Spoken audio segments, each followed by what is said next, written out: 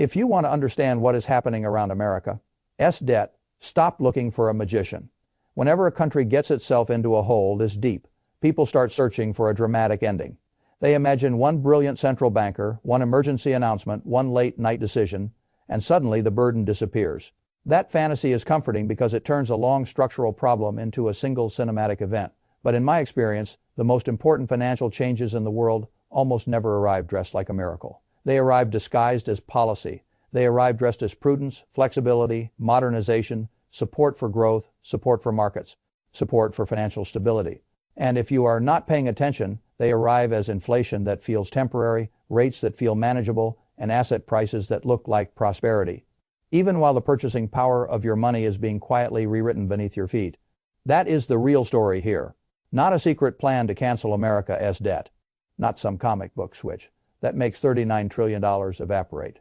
The real story is much more serious, much more believable, and much more dangerous for the average saver. The United States does not need a theatrical default to reduce the burden of its debt. It only needs time, inflation, and a financial system arranged so that the return on your safe money stays below the rate at which your dollars are losing value. That is not magic. That is not even especially new. That is an old playbook. And when the debt burden grows large enough, old playbooks start looking attractive to governments. Again, I have spent my life trying to separate loud stories from durable truths. The loud story right now is about a new Federal Reserve chair, a debt reset, aggressive rate cuts, and a grand plan that will rescue the system. The durable truth is simpler. America has built up a debt load so large that straightforward solutions are politically painful. And when straightforward solutions are painful, governments begin searching for solutions that feel softer in the short run and costlier in the long run. The bill does not disappear. The pain gets redistributed. That is the first thing I want you to understand. People talk about the national debt as though it were just a giant number on a screen. Roughly $39 trillion sounds so absurd that the human mind stops processing it. Once numbers get that large, most people emotionally file them in the same drawer as astronomy, real perhaps, but too large to matter personally. That is a mistake. Numbers this large matter precisely because they stop being abstract the moment they reach the budget. Debt by itself is one problem. Interest is another. A country can live with a large debt load longer than people expect if the carrying cost stays manageable. But once interest expense becomes one of the biggest claims on the federal budget, the problem changes character. Now you are no longer debating history. You are debating cash flow, and cash flow always gets real. That is why I do not begin with ideology. I begin with incentives. If you are running a heavily indebted system, your menu is never unlimited. You can raise taxes in a visible way and make voters angry. You can cut spending in a visible way and make voters angry. You can try to outgrow the debt, which sounds wonderful until the debt starts compounding faster than the economy. Or you can do what governments have repeatedly done when they want to reduce the real burden without staging a public funeral for the currency. You let the currency weaken in real terms while keeping the machinery calm enough that the average person does not fully recognize what is happening. I call that the quiet haircut. The quiet haircut does not take dollars from your account. It leaves the number there. It changes what the number can buy. That distinction is everything. Most people think in nominal terms because their statements are nominal. Their bank account shows a number. Their paycheck shows a number. Their bond coupon shows a number. Their pension shows a number. Their Social Security deposit shows a number. The human brain is easily seduced by unchanged numbers. But markets do not care about your unchanged numbers. Reality cares about purchasing power. If the bread, the rent, the labor, the insurance, the health care, the energy, the taxes, and the replacement cost of everyday life keep rising faster than the return on your safe money, then the system is not preserving your wealth. It is sanding it down. Slowly enough that most people mistake the process for stability. That is what financial repression really is. It is a polite term for a rude outcome. It means the system arranges itself so that the owners of cash and fixed claims do not receive enough compensation to keep up with the erosion of money, while the debt burden shrinks in real terms and the owners of productive assets pull further ahead. You do not need a formal default for that. You need inflation to run above what many savers can earn after tax. You need regulations, incentives, market structure, or policy pressure that keep a great deal of capital pinned inside low real returns. You need enough complexity that the public argues about personalities while the arithmetic keeps doing its work. Now let me make this even plainer. If I owe you $100 and over the next decade the buying power of the dollar is cut dramatically, I may still hand you $100 legally. I paid politically. No one used the word default socially. The system looks intact.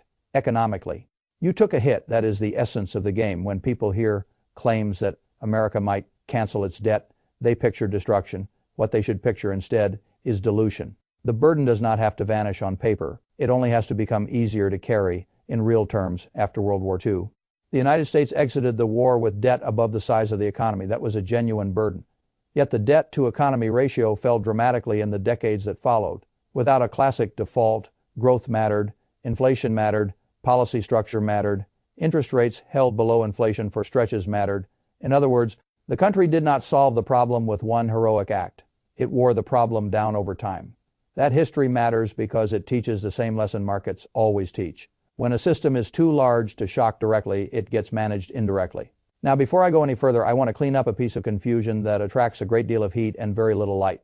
You will hear people say the Federal Reserve is not federal and privately owned, as though that sentence alone explains everything. That framing is catchy, but it is too crude to be useful. The Federal Reserve System was created by Congress. The Board of Governors is a federal agency. The reserve banks have public and private characteristics. Member banks subscribe capital stock in reserve banks, but that stock is not ordinary corporate stock and does not give normal shareholder control. The system is hybrid by design, not a simple private company wearing a government costume. Why am I telling you this?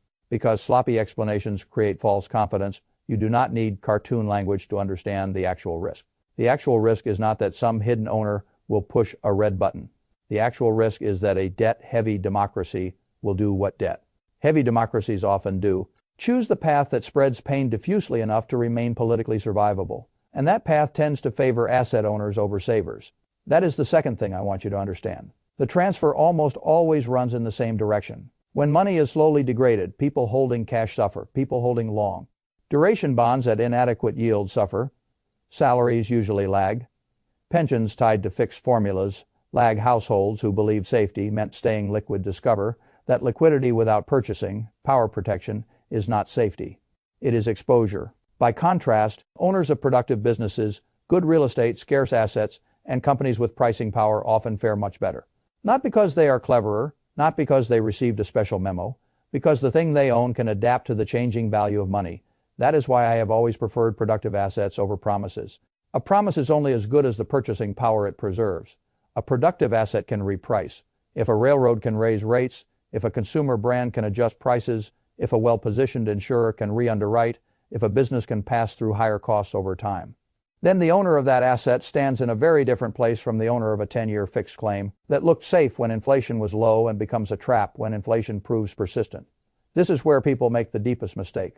They think the safest posture during uncertainty is to retreat into whatever does not move. That sounds sensible. It often becomes expensive. Cash is useful for optionality. Cash is useful for emergencies. Cash is useful when panic creates opportunities, but cash is not a religion. If the system you live in is gradually reducing the value of money to ease the debt burden, then treating cash as a long-term fortress is like hiding from rain in a house with no roof. You remain dry for a moment, then the weather arrives. Now let us talk about the current gossip, because gossip matters only when it points toward a real incentive. Wall Street is buzzing about Kevin Warsh because President Trump has nominated him to replace Jerome Powell, whose chair term ends on May 15, 2026. Warsh has openly argued for a smaller Fed balance sheet and what he calls regime change at the institution. But the confirmation process remains uncertain, and the chair does not unilaterally dictate policy.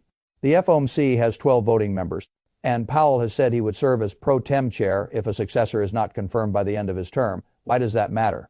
Because the social media version of the story says there is a switch date, a mastermind, and an instant outcome. The real version says there is pressure, an incentive structure, and a likely direction of travel. Those are different things. One makes for better thumbnails. The other makes for better decisions. I do not know whether the next Fed chair will cut faster than the market expects, shrink the balance sheet faster than the market expects, or reframe the inflation conversation more aggressively than the market expects. I do know this. The debt arithmetic is not going away. The political appetite for deep fiscal pain is limited. And whenever a system cannot easily tax cut or default, it begins to lean harder on the one adjustment that can operate quietly across the whole economy. It leans on the money. That means the average household must undergo an identity change. This is the middle of the story, and it is the part most people resist. If you came into adulthood as a saver, the world taught you a moral lesson that was partly right and partly dangerous. Spend less than you earn. Avoid foolish debt. Build reserves. Be cautious. Those are sound principles. They make people sturdier. But in a world of financial repression, caution by itself is not enough. You must graduate from saver to owner. That is the identity flip. A saver stores value. An owner directs capital. A saver feels safe when statements stop moving. An owner asks whether the claim he owns can defend itself against a weaker currency. A saver asks, how do I avoid losing money? An owner asks, what can still compound in real terms if the currency is being leaned on for 10 years? Those are radically different questions. And the second set matters much more from here. I have seen people sit proudly on large piles of cash while inflation quietly shredded the real worth of those balances. I have seen retirees lock themselves into long bonds because the yield looked decent against the recent past, only to learn that decent against the recent past is a poor standard when the future shifts. I have seen workers with healthy incomes become poorer in relative terms because their salaries rose more slowly than asset prices, insurance costs, taxes, tuition, and housing. The market did not rob them in one day. Time did. That is why the household blueprint I would want you to carry from this story is not complicated, but it is serious. First, stop measuring your success only in dollars. Measure it in purchasing power. Ask a brutal question. If the number in front of me stays the same for 5 years, but the things my family buys rise 30%, did I preserve wealth or merely preserve a numeral? Second, hold liquidity for resilience, not as a permanent worldview. Every family needs a runway. Emergencies or real opportunity appears at inconvenient moments. But liquidity should protect your flexibility, not become the final destination of your capital. Third, favor productive assets over fixed claims when the system's incentives point toward dilution. I am not talking about speculation. I am not talking about chasing whatever went up last month. I am talking about ownership in businesses and assets that can respond when money weakens. High-quality companies with pricing power matter. Sensible exposure to real assets matters.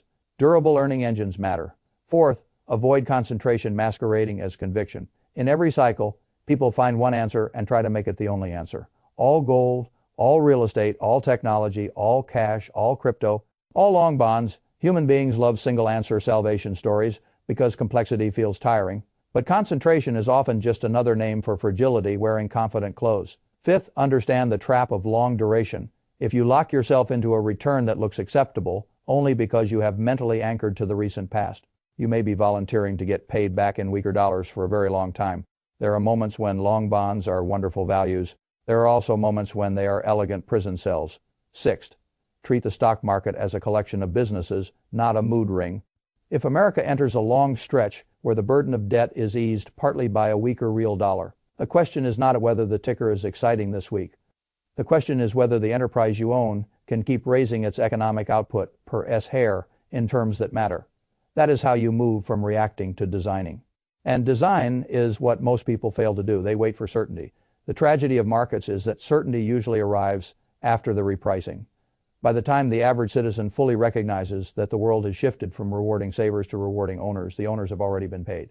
So I want to say something that many people do not like hearing. If the world ahead contains a long period of mild to moderate financial repression, the person who keeps asking, when will things go back to normal, is asking the wrong question. Normal for whom? Normal for which decade? Normal under which debt load? Normal under which budget math? Once the numbers get large enough, normal is often just the old word we use for a world that no longer exists. You do not need to be cynical to see this. You only need to be honest. Governments rarely choose the route that creates the maximum visible pain today if they can choose one that creates slower, quieter pain over many years. That is rational politics. It is not great for the uninformed saver. It is wonderful for the disciplined owner. And that brings me to the final part of the story, the part I care about most. People think this discussion is about central banking. It is really about personal sovereignty. If you understand the game, you stop judging your wealth by the wrong yardsticks. You stop congratulating yourself for nominal stability while real purchasing power leaks out of the bucket. You stop confusing stillness with safety. You stop expecting the system to tell you plainly when it is shifting burden from one class of holder to another. Most importantly, you stop building a life around claims that cannot defend themselves. That does not mean recklessness. It means structure. A strong household in a debt-heavy repression. Prone era should have liquidity but not worship liquidity. It should own productive assets but not gamble with all its capital. It should avoid brittle dependency on any single story. It should keep enough flexibility to withstand shocks and enough ownership to participate in adaptation. You do not need a secret plan for that. You need a clear scorecard. Here is mine. When I look at a family balance sheet in a world like this, I ask 4 questions. How much of your wealth is sitting in forms that are easy to count but easy to erode? How much is sitting in assets that can adapt if money weakens? How dependent are you on fixed dollar promises? And if the next decade turns into a quiet haircut instead of a dramatic crisis, which side of that haircut are you standing on? That final question is the destiny test, because the future probably will not announce itself with a trumpet. It will probably arrive as a sequence of perfectly reasonable explanations. A little more inflation than expected, a little lower real return than expected, a little more support for markets than expected, a little more pressure to keep financial conditions manageable than expected, a little more distance between the official number in your account and the actual standard of living that number can support. That is how wealth moves, not always through collapse, often through drift. And drift is more dangerous because it does not wake people up until years have passed. So if you want the plainest version of my judgment, here it is, America. Debt burden is real. The fantasy of a clean, painless solution is false. The most likely path is not an instant cancellation, but a long, uneven period in which policy, inflation, and incentives work together to make the burden easier to carry in real terms. That path can be survivable for the country. It can be brutal for the passive saver. It can be highly rewarding for the thoughtful owner. The dividing line is not intelligence. It is positioning. One person will look at the same decade and say, everything got more expensive. Another will say, the measuring stick changed, so I moved into things that could grow faster than the measuring stick was shrinking. That is the difference between being acted upon and acting.